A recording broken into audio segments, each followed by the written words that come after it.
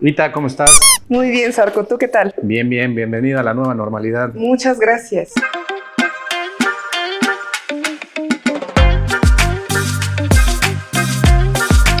¿Cómo te trata esta nueva normalidad? Pues ni es nueva, ni es normalidad, ni nada, así me dicen todos, pero es un cambio raro que tuvimos después de la pandemia y en este proceso que traemos ahorita, ¿no? ¿Qué? Pues creo que no es después de la pandemia, seguimos en la pandemia, ¿no? La realidad es que creo que ni siquiera estamos conscientes de cuál es la nueva normalidad. Las cosas siguen cambiando, nos enfrentábamos a una variedad de COVID, ahora tenemos 3, 4 y cuando nos demos cuenta van a ser 10 y nos dicen que la vacuna sí funciona, no funciona. La realidad es que lo único que tenemos que hacer es seguir con nuestros cubrebocas, nuestro gel antibacterial y pues, obviamente cuidándonos, ¿no? Y guardando la distancia y bueno, pues esperando a que tengamos los anticuerpos para volver. Aprender a vivir con ella, ¿no? Sí, así es, aprender a vivir con ella. Oye, ¿cómo sentiste este proceso de cambio de la comunicación en tu ramo, se podría decir, en el tema del periodismo? Vivimos un tema aparte del acelere de las plataformas digitales a un periodismo tradicional que traíamos, ¿no?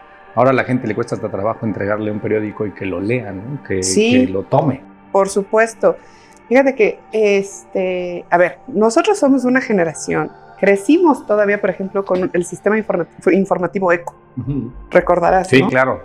Sí crecimos con un Abraham Sabludowski en la televisión, ¿no? Veíamos a grandes periodistas. Como dices, hoy, bueno, pues hay un cambio radical. Vemos un periodismo muy diferente. Vemos a gente, por ejemplo, a Carlos Loret, que está haciendo ya incluso sátira política, ¿no? Él ya entendió que hay que cambiar la forma de comunicar para poder estar presentes. Este trabajo y esta simbiosis con Broso, pues por supuesto que hace que entienda esa necesidad de dejar de ser el rígido, el de la corbata, el serio, que además sí le va la sátira, ¿eh? O sea, sí le queda así. Le queda muy bien, ¿no? Ajá, sí, está chistoso.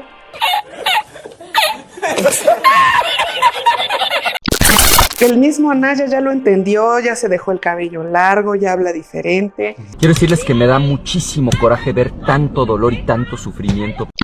Y esto es obviamente por el cambio que se ha generado, creo yo, ¿no? A través de las redes sociales. Íbamos a llegar a este punto, sí, creo que la pandemia lo aceleró. Vemos ya periodistas en TikTok, ¿no? Cosa que, bueno, pues jamás nos hubiéramos imaginado. Por supuesto, están haciendo podcasts, están haciendo programas en YouTube. El periodismo ha cambiado muchísimo. Como dices, la gente ya no toma el periódico. Ya nadie lee desde la portada hasta la última hoja. El aviso clasificado. Hasta el aviso clasificado te echabas, por supuesto. Y ahí veías los edictos y demás y te enterabas si alguien se estaba peleando alguna propiedad. Todos los chismes salían ahí en el periódico, ¿no? Ya, no digas nada. Ya nos exhibiste. Y sabíamos cómo iba la liga de fútbol y sabíamos cómo había acabado la corrida del domingo, etc. Y la realidad es que ya no, ¿no? Hoy consumimos el contenido que queremos porque lo buscamos. Claro. No, ya no hay necesidad de escuchar o ver todo un noticiero para poder tener la información. Por supuesto que además hay mucha menos gente hoy que consume noticias, cosa que es lamentable porque deberíamos estar un poco más informados, pero es algo que no le interesa a la gente. No, mátala. Por otro lado, es también un tema complicado porque ves un noticiero y ves el muerto, la golpeada, el asalto, el accidente. Y pues por supuesto que el contenido es pesado, ¿no? Nos va estresando más de por sí, ¿no? Y ya estamos muy estresados con el encierro. Muy, muy estresados, ¿no?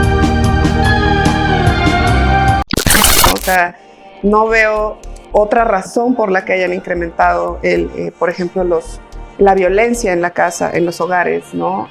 Los feminicidios, etc., sino el estrés que estamos acumulando. Creo que deberíamos ser un poco más ligeros en la transmisión de las noticias, en este compartir contenidos periodísticos. Deberíamos ser tal vez hasta intentar ser más graciosos, pero también más humanos, ¿no? Bien dicho, Arturo, claro que si tú demuestras quién manda, coño. Porque pues la realidad es que el periodismo, que además no soy gran experta, llevo poco tiempo en esto, pero es un oficio muy complicado, ¿no? Entonces... Y en un país complicado. Además, en un país en el que a lo mejor señalas a un actor en el mal momento y bueno, pues se te van a ir encima, ¿no? Caso concreto apenas lo que pasó con Azucena Briesti y con el Mencho, ¿no? Y bueno, pues además ella se hizo súper famosa y ganó muchos seguidores en redes sociales. Hay que darle el lado positivo, ¿no? ¿Cómo llegar a los jóvenes? Lo platicábamos ahorita fuera de cámara. Sí. Es un mercado completamente diferente. ¿Cómo llegar a los jóvenes y poder envolverlos sin ser el payasito de las noticias también, porque sí es el otro extremo. Sí veo que están siguiendo mucho ese tema. Sí. Y el influencer de noticias tiene que tener un perfil pues, no serio 100%, pero sí sin una desinformación, ¿no? Pues sí, creo que es un tema complicado. Primero porque nos encontramos con nuevas redes sociales, por ejemplo TikTok, que hace que en esta persecución de la inmediatez, ¿no? Los jóvenes digan ahora, si el video dura más de 3 minutos, lo suipeo. Esta chingadera yo no la quiero, ¿no? Llévate tus miserias. No, porque es mucho. 15 segundos. Sí, o sea, ¿cómo comunicas en 15 segundos? O sea, lo más que puedes hacer a lo mejor es sacar un cartelito o algo o bailar, y eso por supuesto que no va con la transmisión de noticias o de contenidos informativos. Es complicado. Ayer platicaba con un tuitero, no les voy a decir quién, después les daré la sorpresa porque pronto estaremos haciendo cosas juntos, pero decía, hay que sentarnos a hacer memes. Okay. O buscar esta manera de compartir contenidos que nos va a costar muchísimo más trabajo porque tienes que hacer una mezcla entre lo gracioso con lo serio y tratar de generar un contenido que no le tome más de 15 segundos a una persona de leer y que diga, ah, qué chistoso, pero que le dejes un mensaje.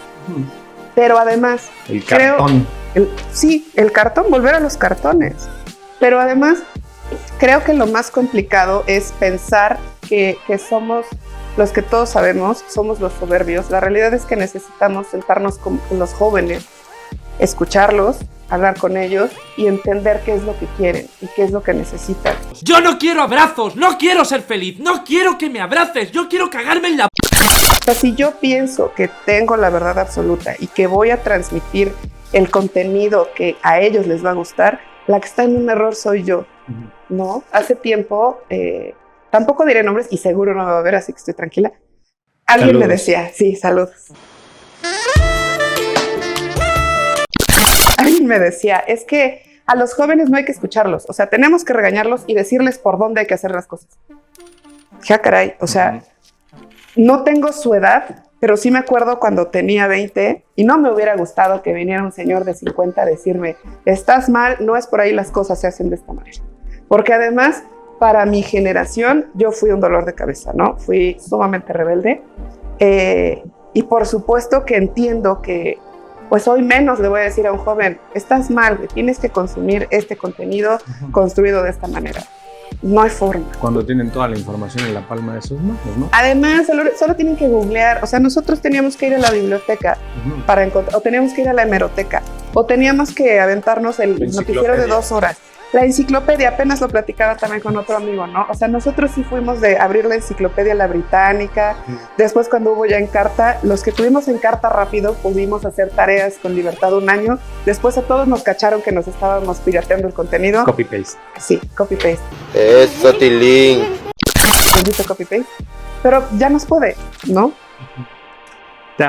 Sé que te apasiona la política.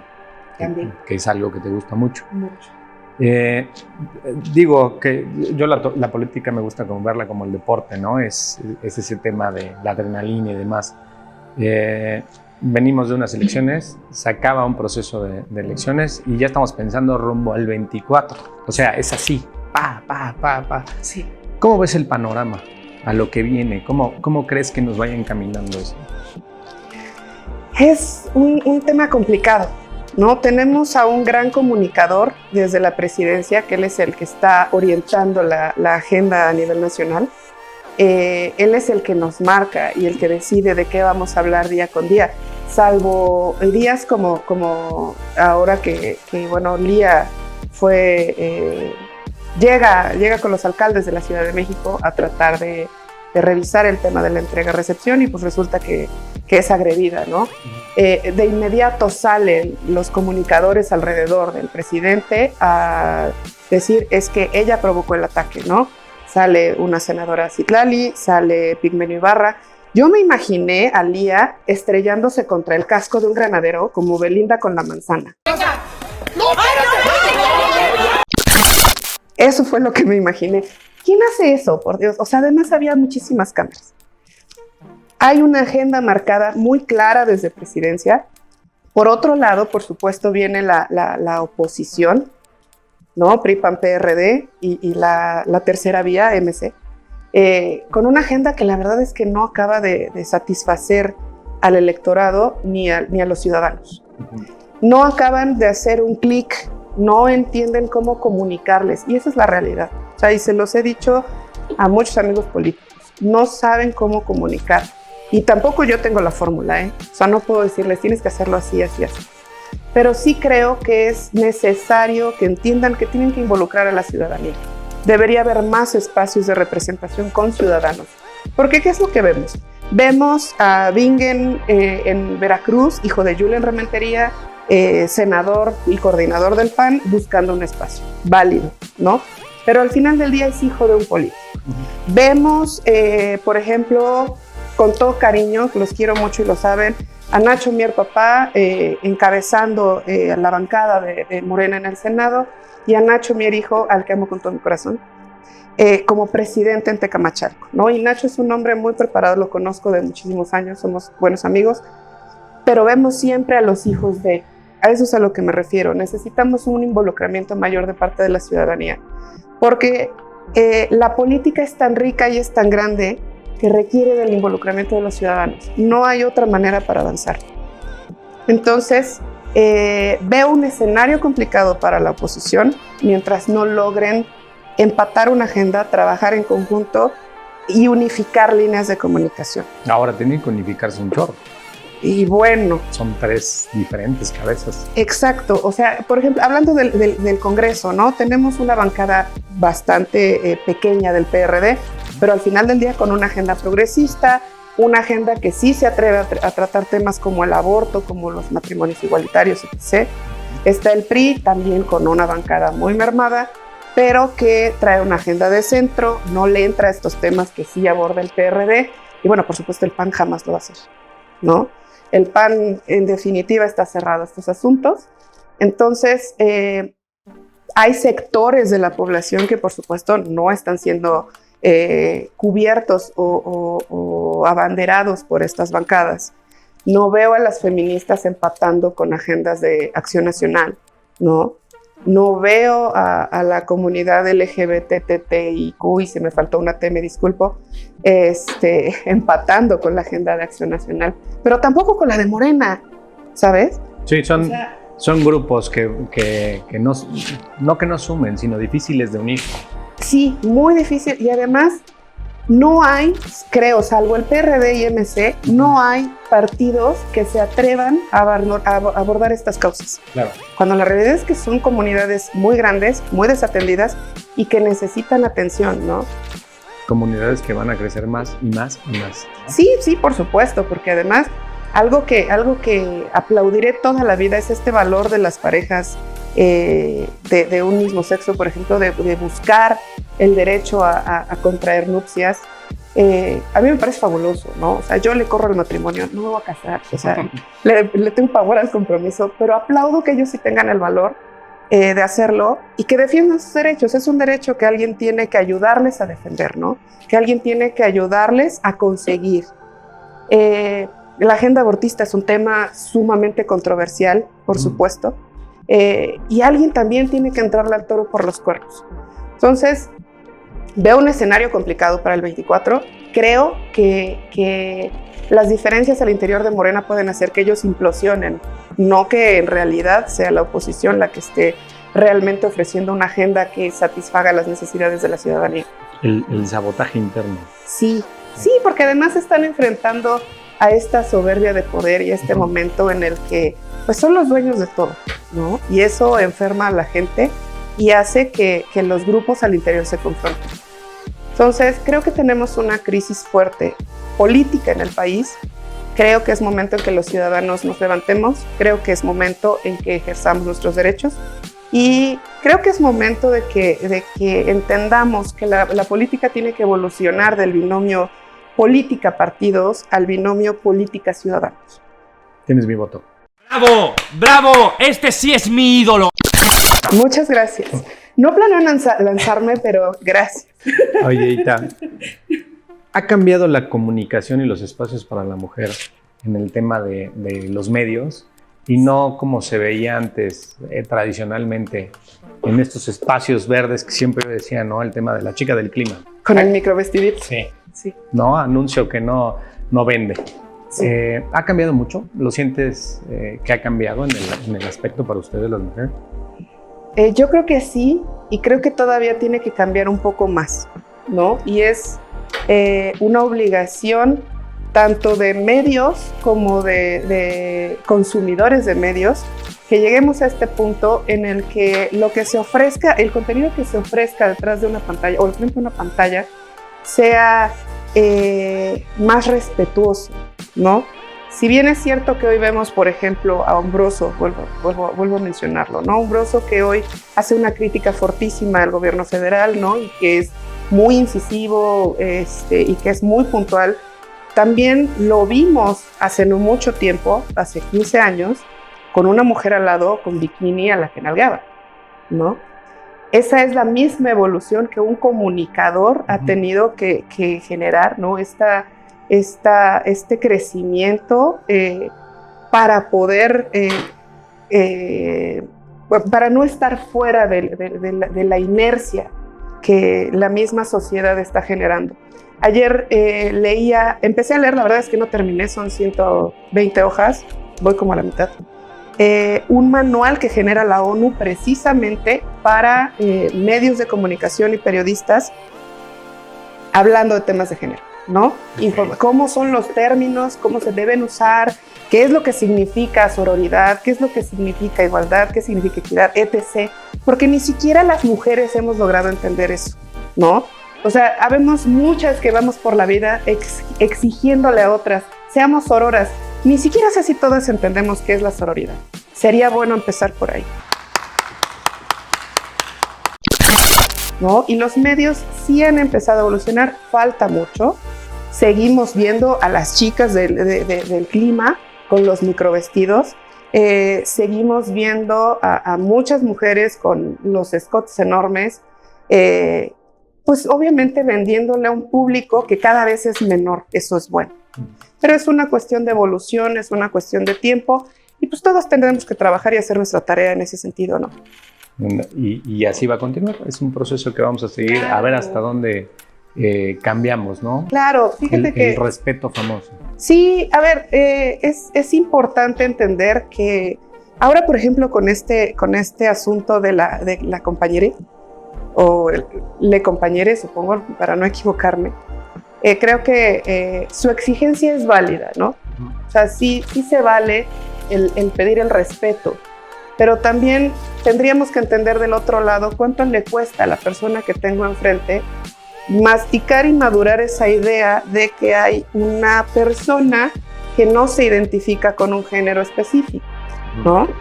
Sí puedo yo entender que desde esta preferencia ha sido víctima de bullying, y por mucha gente y por mucho tiempo, pero tal vez para mí también es difícil entender que alguien, insisto, no se identifique como mujer u hombre. Tenemos que ejercer más esta tolerancia, el respeto, y avanzar en conjunto y avanzar de la mano, porque ni siquiera se ha terminado de conquistar la lucha por el derecho y el respeto de los derechos de las mujeres, No hablemos de las comunidades LGBTTIQ, y repito, perdón si me faltó alguna T, cuando ya estamos metiéndonos en temas ya más elevados, ¿no?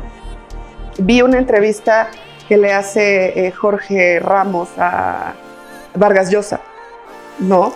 Y él, bueno, pues obviamente un hombre de letras se ríe y dice, es que no podemos cambiar al idioma porque una minoría así lo exige. El idioma surge y después se crean las reglas, pero el idioma surgió naturalmente. Y bueno, pues hoy estamos viendo una evolución tal vez natural de la humanidad, ¿no? Y se empiezan a develar y a revelar nuevas preferencias y tendremos que aprender a vivir con ellas y generar las reglas para poder respetarnos todos. Sigamos evolucionando, Ita. Ojalá. Te agradezco que hayas venido aquí a contarnos 2, 3 chismecillos y darnos una cátedra, No, ¿cuál de cátedra? algunos temas. Y mi voto lo tienes. Muchas gracias.